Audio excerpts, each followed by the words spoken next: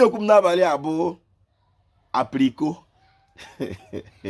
Aprịko wụ oke ihe n'ala Igbo. Onye nwa tọtara ọsọ ahịa maka aprịko wụ uru ọsọ ahịa.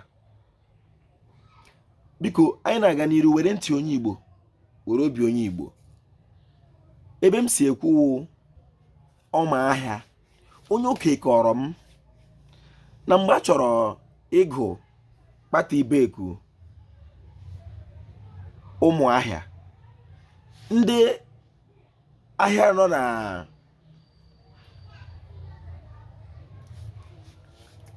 odu ụmụ ahịa ibeji, ahịa afọ ibeji, ha pụta si na ahịa nke aha tọ nke a na ha nwa aghọọla old ụmụ ahịa, mana ahịa afọ ibeji ahụ mbụ ibeji nso n'otu nwa azụ ahụ bụkwa na nwa nke atọ Olu Okoro mbụ only son of Uvuoma. Ịbatawala ime Olu Okoro ebe nweziri ahịa ukwu n'ala Igbo.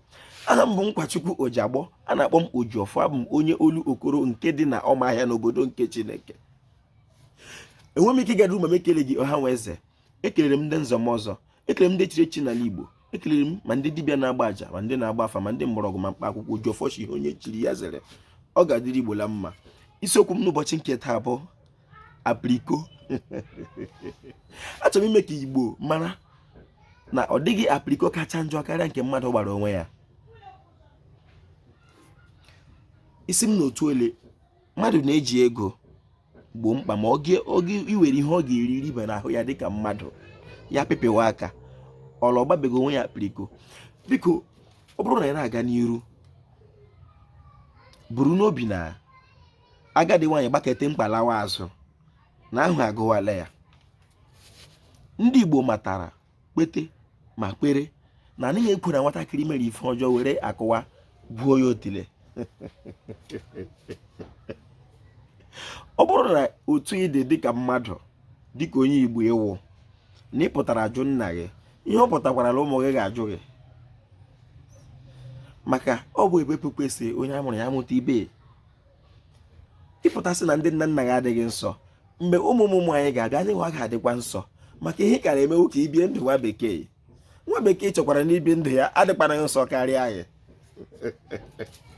Ebe a m nọ lekwa ụmụ Chukwu nọ m n'ihu, anyị efewele Chineke tupu ndị ọcha wee bịa. Chineke abụghị ọbịa ala Igbo.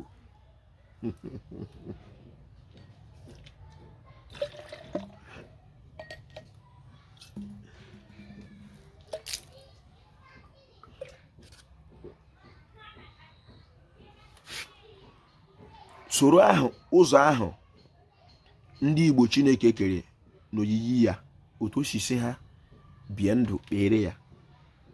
Ndị nka mbụ ahụ kere ebe ahụ ha gara mgbe ahụ ha lara, ọ ebe mụnwa olileanya m bụkwa ka m wee mara onwe m ka ihe wedịrị Igbo la mma. Igbo